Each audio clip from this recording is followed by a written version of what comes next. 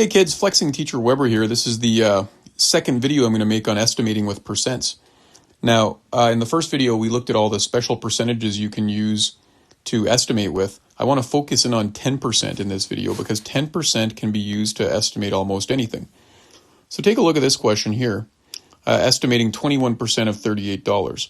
Now, what I would do here, you could round up to 25%, but that's a bigger jump. So what I'd probably want to do is I'd probably want to round 21% to 20%.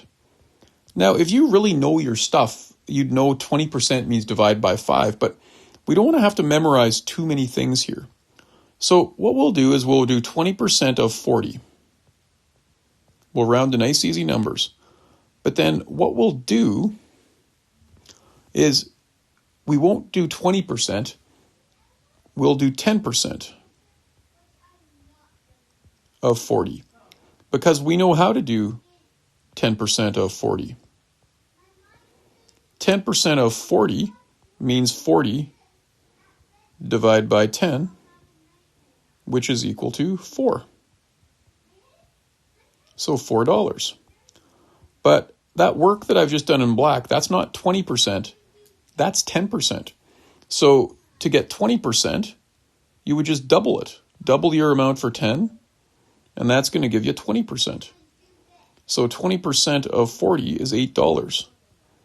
21% of $38 is approximately $8.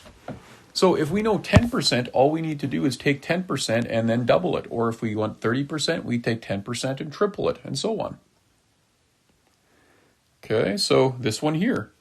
29% of $68.50. And again, there's more than one way to do these, but I'm going to focus in on the 10% right now. So you could do 30% of $70.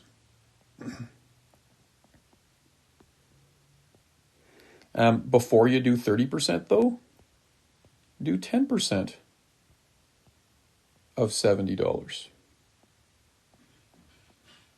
Because we know that 10% means divide by 10. So 70 divided by 10, and that's going to give us $7. So we've calculated the amount for $7. But we don't want 10%. We want to go from 10% to 30%.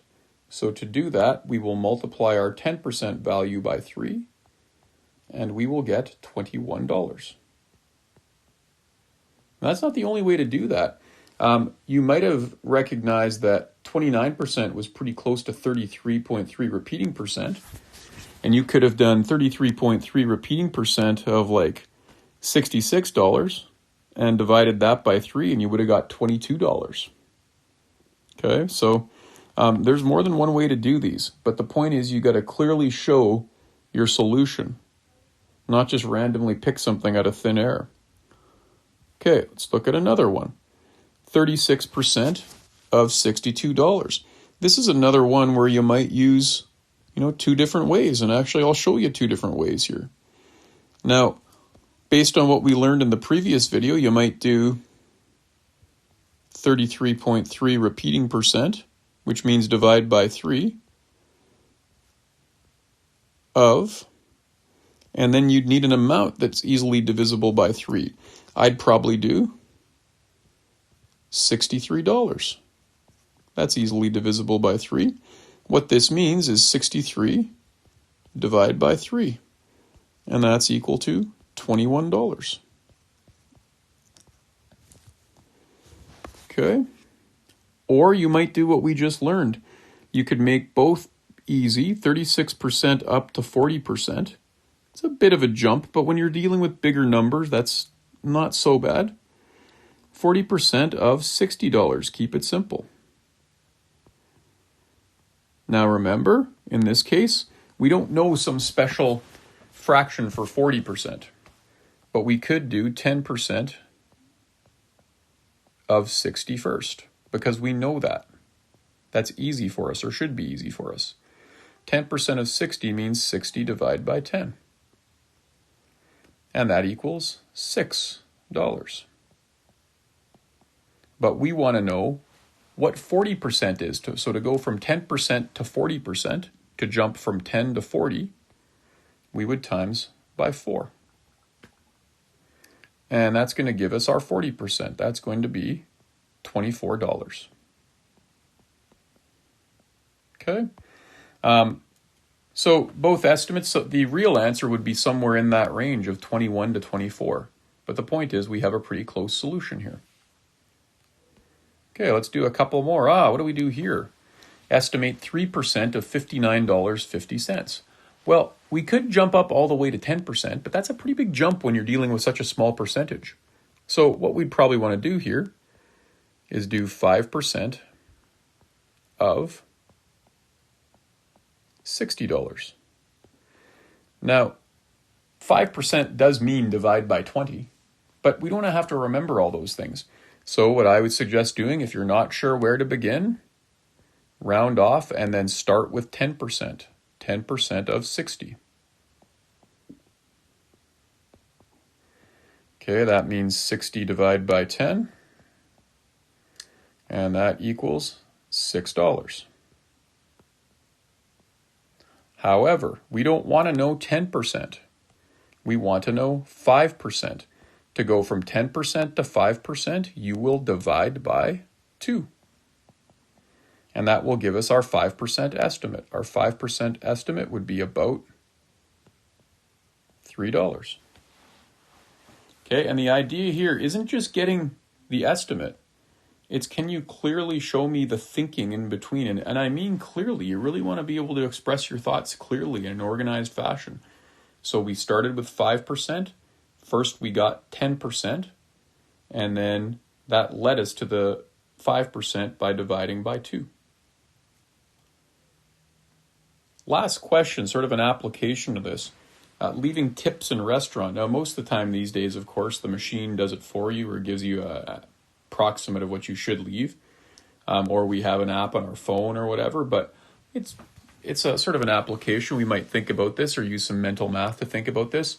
So my family visits Boston Pizza quite a bit. Have a bill of $86. That's an expensive night for us. And say we want to leave a 15% tip. I'm sort of becoming an old man now, so I don't know if that's a reasonable tip or not.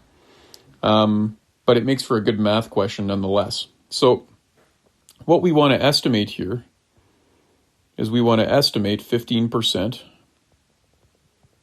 of $86.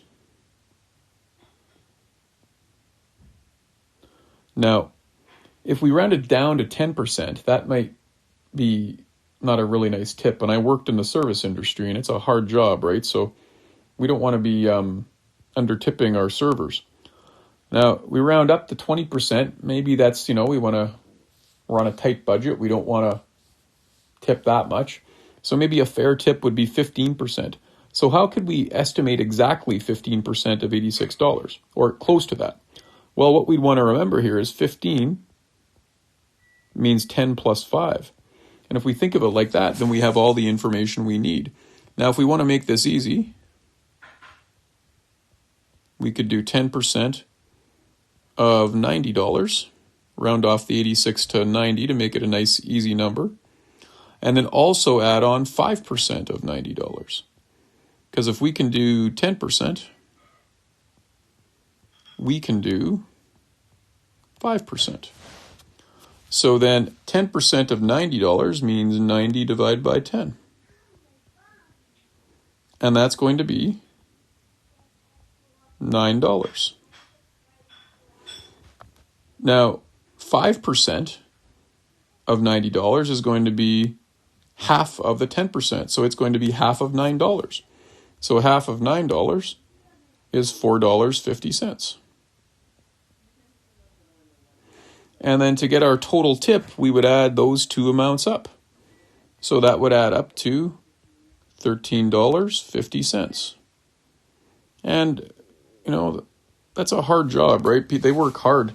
So maybe we'd want to round that up to an even 15 after that, right? And like I said, I'm an old man now, so I don't know if that's a good tip or not. But, I'm all about tipping the servers because they work hard. Anyway, that's a little rundown of how we might use 10% especially to help us make all sorts of estimates. And the idea here, right, isn't just getting your solution, but it's can you show me your thinking, right? Anyone can randomly guess a number, but can you show the thoughts that go behind that guess, or that estimate, I should say. So hopefully that helps with your assignment. And we're going to have a couple of assignments on this. Specifically tonight, some of you might be working on the 4.3 sheet.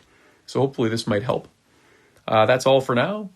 Have a great weekend, everybody. And we'll talk soon. Flexing Teacher Weber out. Trust me, I'm flexing right now.